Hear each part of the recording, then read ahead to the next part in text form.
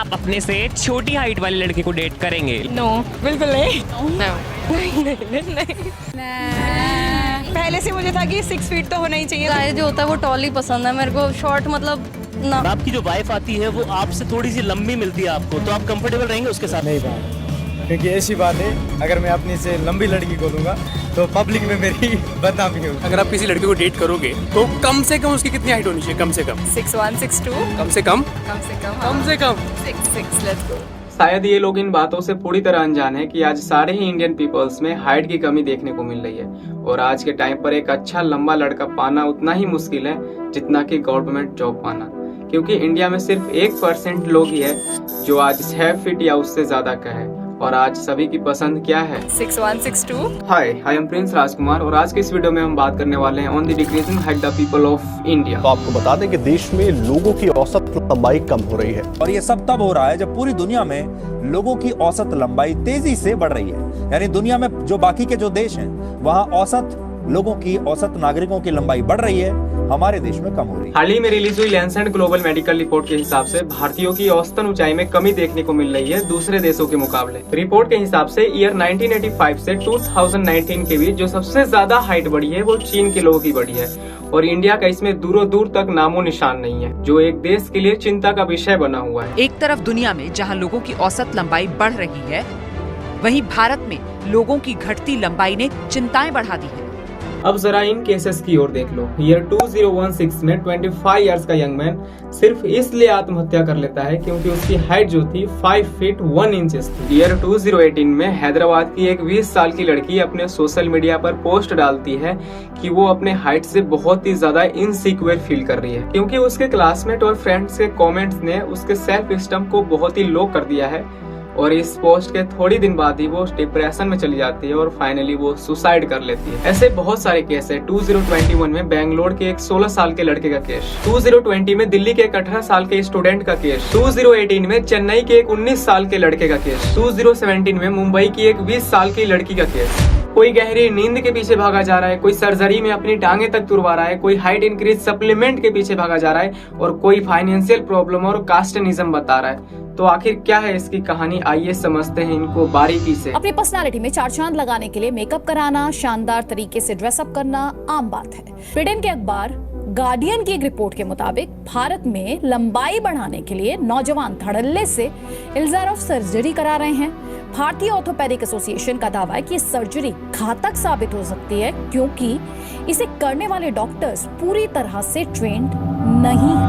2016 के JNU के इस रिपोर्ट के हिसाब से जहां दुनिया के लोगों की हाइट बढ़ रही है वहीं भारतीयों की हाइट डिक्रीज हो रही है। इस न्यूज रिपोर्ट के हिसाब से हाइट इंक्रीज कंट्री और अपर कास्ट लोगों की हाइट लोअर कास्ट और लो इनकम कंट्रीज से ज्यादा होती है, क्योंकि जहां अदर कंट्रीज में फीमेल्स और मेल्स की हाइट 20 से 15 सेंटीमीटर तक बढ़ी थी, वहीं इंडिया में सिर्फ फीमेल्स और मेल्स की हाइट 5 से 3 सेंटीमीटर तक बढ़ी है। इसी तरह जो देश मेल्स हाइट के मामले में 1914 में 101 पे रैंक कर रहा था पूरे 200 देशों में, वो 2015 में 178 रैंक पर आ गया। वहीं फीमेल्स भी सेम रैंक कर रही थी पर 2015 आते आते 192 रैंक पे आ गई। लेकिन यहाँ सबसे बड़ी बात यह है कि इंडिया में जो सबसे ज्यादा हाइट घट रही है वो मेल्स की घट रही है compare to Indian females. National family health report के हिसाब से 2005 से 2015 के बीच इंडियन फीमेल्स की हाइट 0.12 सेंटीमीटर से घटी है। वहीं 15 से 25 इयर्स की मेल्स की हाइट 1.10 सेंटीमीटर डिक्रीज हुई और 26 से 15 इयर्स वालों में 0.86 सेंटीमीटर। इस आंकड़े को और खंगालें तो पता चलता है कि आर्थिक रूप से कमजोर वर्ग की महिलाओं की लंबाई 0.57 सेंटीमीटर और आदिवासी महिलाओं की लंबाई 0.42 सेंटीमीटर कम हुई। वेल्थ इंडेक्स के अकॉर्डिंग हम लोग देखें तो महिला को हम लोग अगर एक कैटेगरी मानते हैं ना, तो लेकिन एक कैटेगरी महिला नहीं, अगर उसमें भी 2 गरीब और अमीर महिलाओं को देखते हैं तो दोनों का हाइट एक दूसरे के अपोजिट डायरेक्शन में जा रहा है। अमीर महिलाओं का हाइट बढ़ा है वो सिग्निफिकेंटली बढ़ा है, जबकि गरीब महिलाओं का हाइट घटा है वो सिग्निफिकेंटली घटा है। अब देखो यहाँ एक इंसान की जो हाइट बढ़ने की उम्र होती है वो मेल्स में 13 से 16 के बीच होती है और वहीं फीमेल्स में 11 से 14 के बीच होती है। इस बीच उनकी हाइट सबसे ज्यादा ग्रोथिंग में होती है, इसीलिए इस बीच इनको सबसे ज्यादा जो नीड होती है वो प्रॉपर न्यूट्रिएंट्स और प्रोटीन का होता है। अगर आपको पता हो तो इंडिया में एक स्कीम चलाई गई है ministry of women and child development के द्वारा, जो 11 से 14 इयर्स के गर्ल्स को फूड और सप्लीमेंट्स प्रोवाइड करवाता है, जो बहुत ही अच्छी बात है, ये उनको मिलना भी चाहिए। पर दुख की बात ये है कि लड़कों के लिए ऐसी कोई स्कीम नहीं है, बल्कि 10 वर्षों के लिए जो मिड डे मील्स दिया जाता है वो भी लिमिटेड समय के लिए होता है, उसके बाद उनको कुछ नहीं दिया जाता।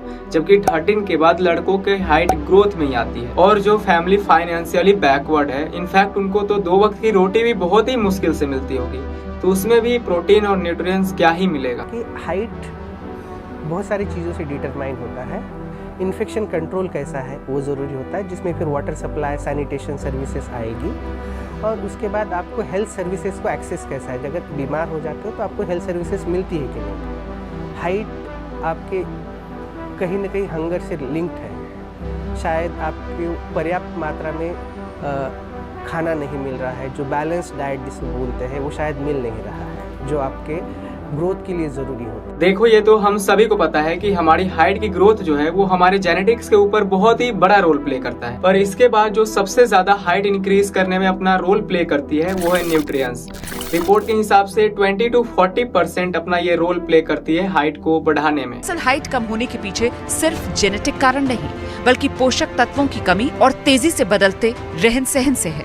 इसीलिए अगर आपकी जेनेटिक्स अच्छी भी है और आप न्यूट्रिएंट्स नहीं ले पा रहे हैं, तो आप एक अच्छी हाइट अचीव नहीं कर पाएंगे, आप उस पोटेंशियल हाइट तक पहुंच ही नहीं सकते। 7 नवंबर 2021 के नेशनल हेल्थ रिपोर्ट के हिसाब से इंडिया में 33 लाख से ज्यादा बच्चे मूल रूप से कुपोषित हैं और नॉर्थ इंडिया में तो 47% लोग विटामिन B12 की कमी का फेस का सामना कर रहा है, जो उनके हाइट के ग्रोथ में रिजल्ट कर सकता है। अब देखो, इंडिया में ज्यादातर लोग व्हीट, राइस और पल्स जैसे वेजिटेरियन फूड्स को ही कंज्यूम करते हैं, जिसमें बिल्कुल भी विटामिन B12 होता ही नहीं है। वहीं फॉरेनर्स ज्यादातर नॉन वेजिटेरियन फूड्स को ही कंज्यूम करते हैं, जिसकी वजह से उनकी हाइट तेजी से ग्रोथ में आ जाती है।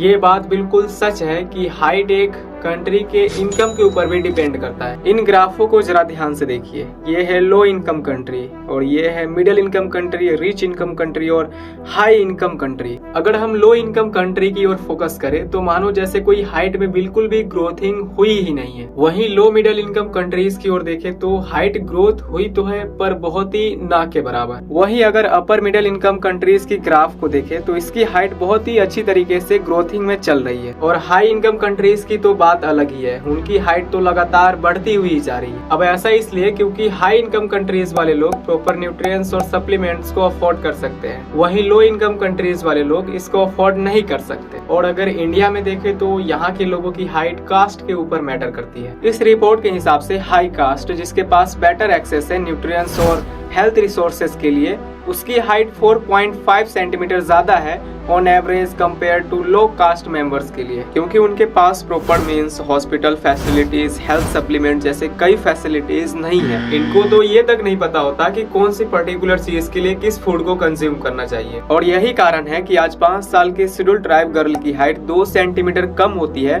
Compare to general caste category के गर्ल के हाइट से। अगर एक गर्ल की हाइट 2 सेंटीमीटर ज्यादा है तो वो साल बाई साल ज्यादा ही होती चली जाएगी। लेकिन साइंस के हिसाब से जो जेनेटिक्स है वो हमारे हाइट के ग्रोथ में सिर्फ 60 से 80% ही रोल प्ले करता है।